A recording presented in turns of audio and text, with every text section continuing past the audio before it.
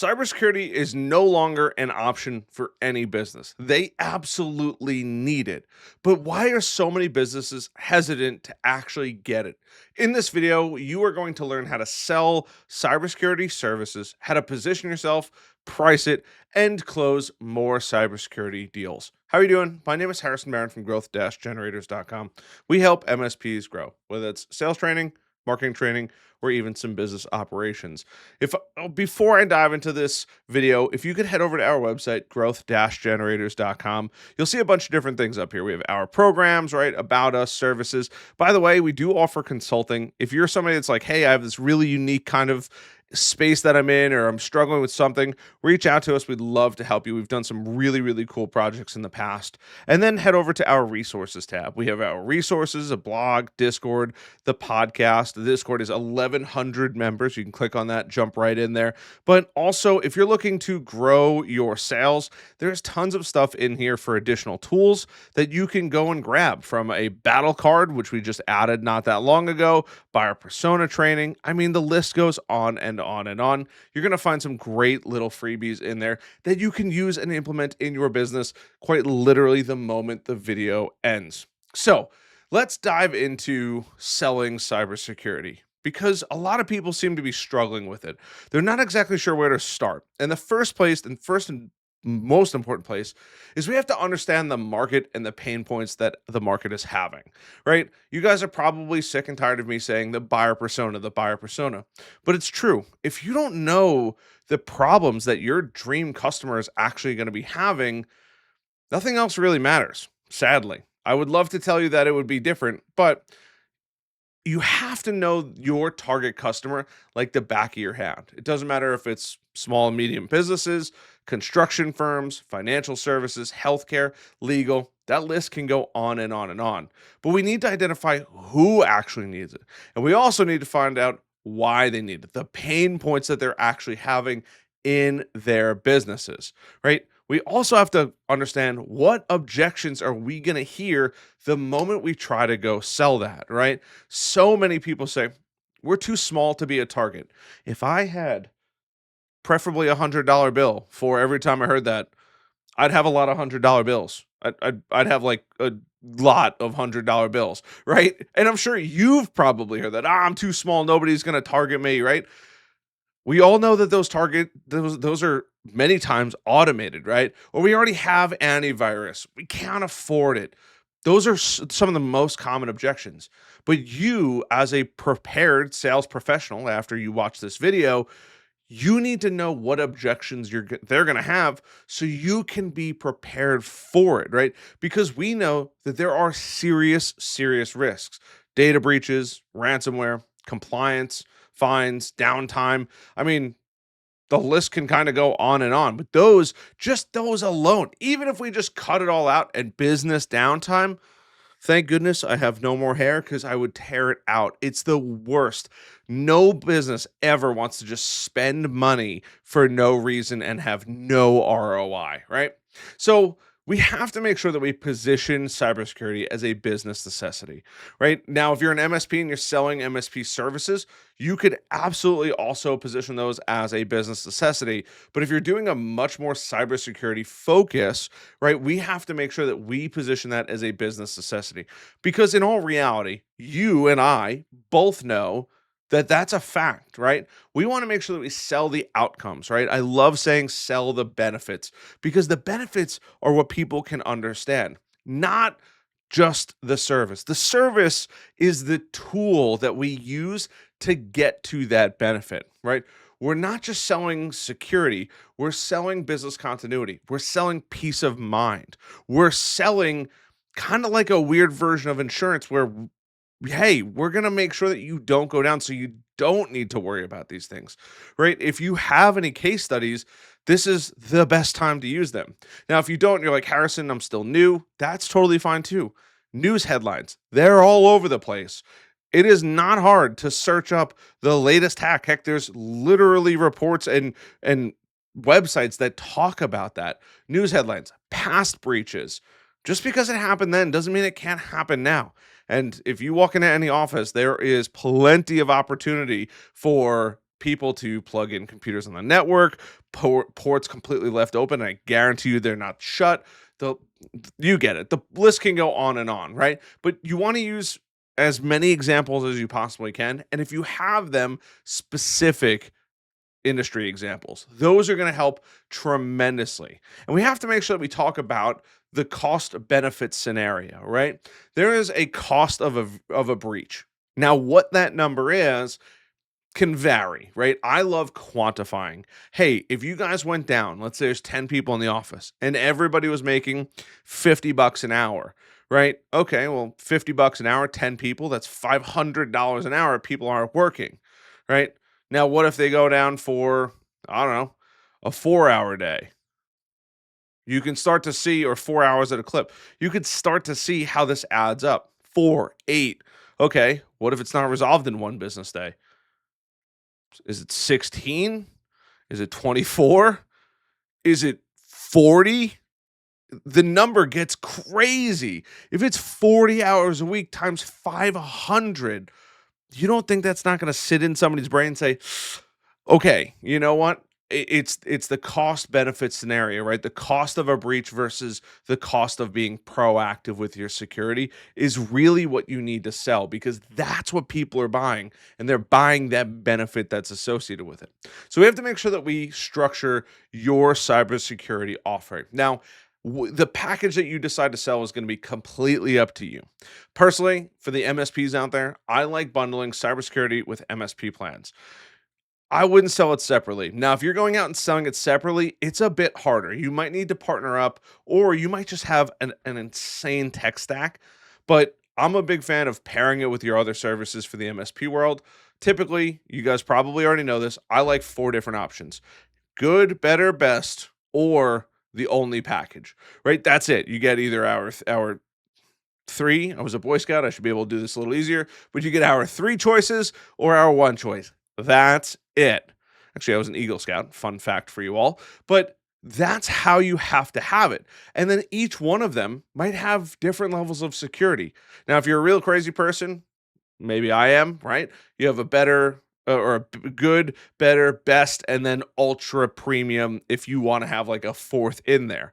But make sure that you are highlighting the key services that are offered. Now, if you're like, Harrison, I don't care who it is, no matter what they get, they're going to get my full security stack. Cool. If you want to include more stuff with more stuff, hey, that's you too. You can do that. There's no rules that say you can't include that, right? But there should be some level of, hey, I know I want all of my customers to have this level of security, and then they can choose to get as crazy as they want, right? Obviously, you have the compliance, HIPAA, all that good stuff. But maybe you're just like, look, we're just going to lock people down and make sure they're super safe. That's amazing. And I'm super proud of you for that.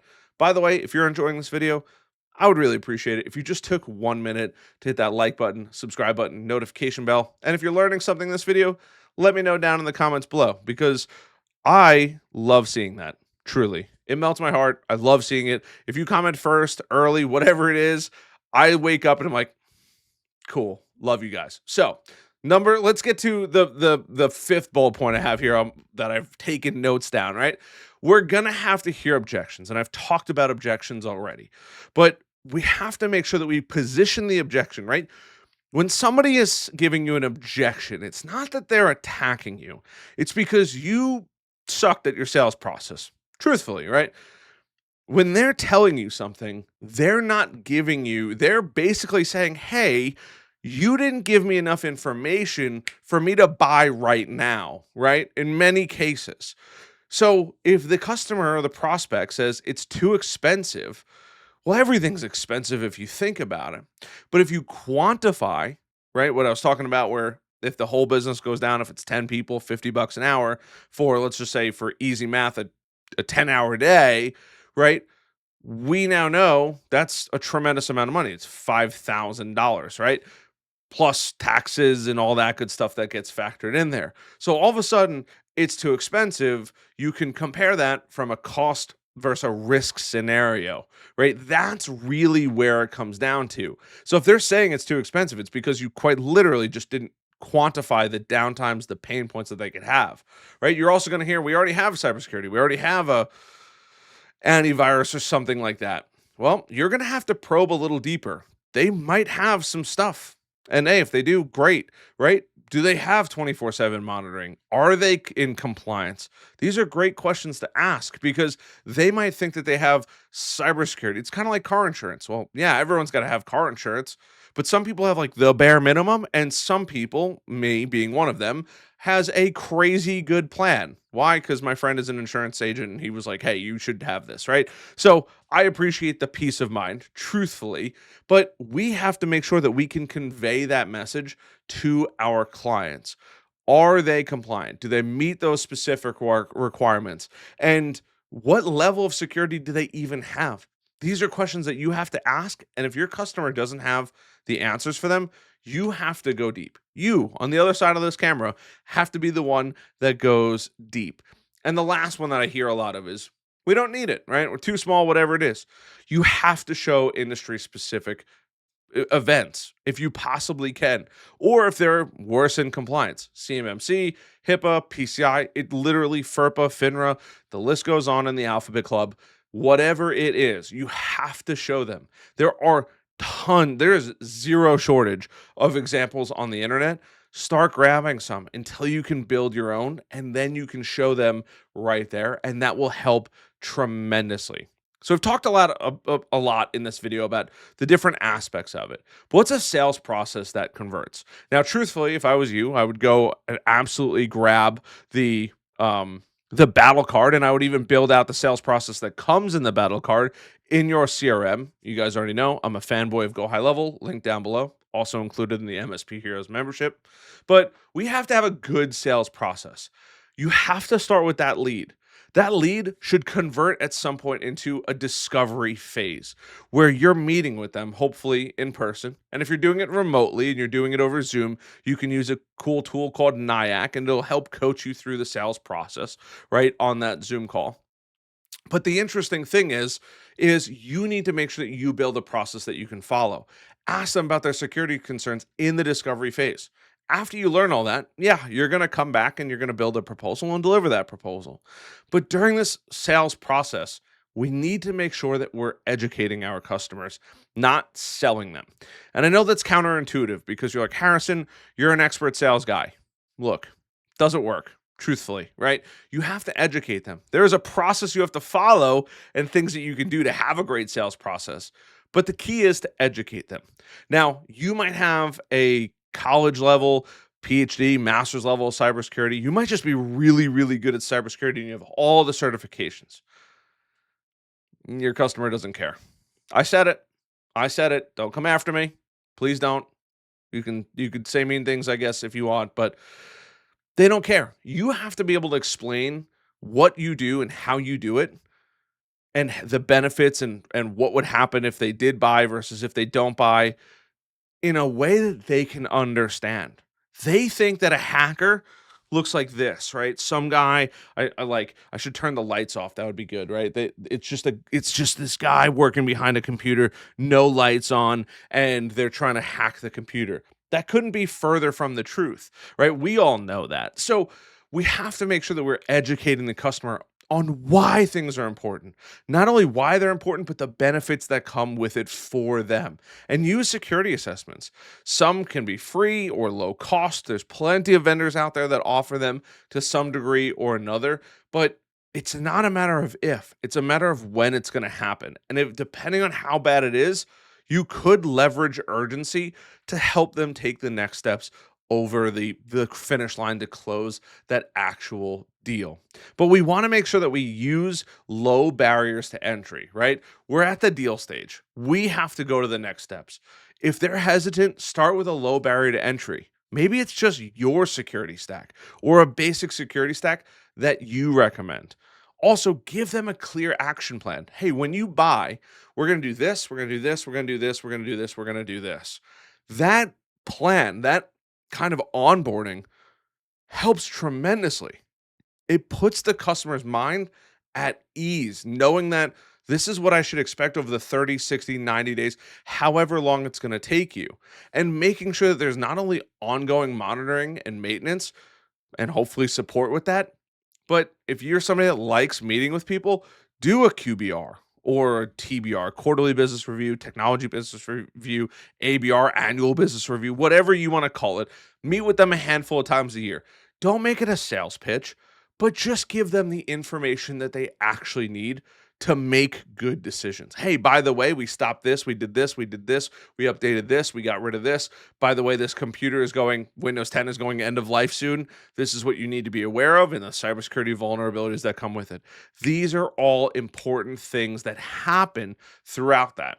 And if you've gone through all this and you're like, Harrison, I still can't get them to the finish line, it's your job then to create something of massive value. You've already done all the sales stuff, but you can absolutely create a checklist, give them a free consultation, a worksheet, a guide, something that they can take and implement. Quite literally, like our resources, growth-generators.com/resources.